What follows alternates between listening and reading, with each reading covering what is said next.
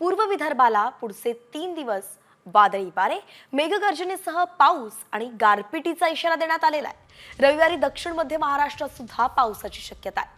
हवामानशास्त्र विभागाने दिलेल्या माहितीनुसार बंगालच्या उपसागरातून बाष्पयुक्त वारे येत आहेत आणि त्यामुळे पूर्व विदर्भाला अवकाळीचा इशारा दिला गेलाय।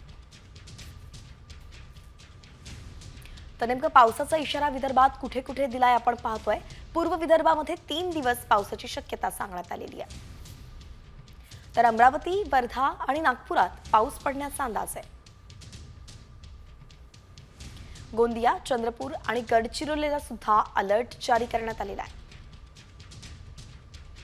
रविवारी कोल्हापूर, सांगली आणि सोलापुरात सुद्धा पाऊस बरसण्याचा अंदाज आहे। म्हणजे आपण पश्चिम महाराष्ट्राबद्दल बोलतोय। तर रविवारी धाराशिव आणि लातूर जिल्ह्यात सुद्धा पावसाची शक्यता आहे। आता आपण मराठवाड्याबद्दल सांगितलंय।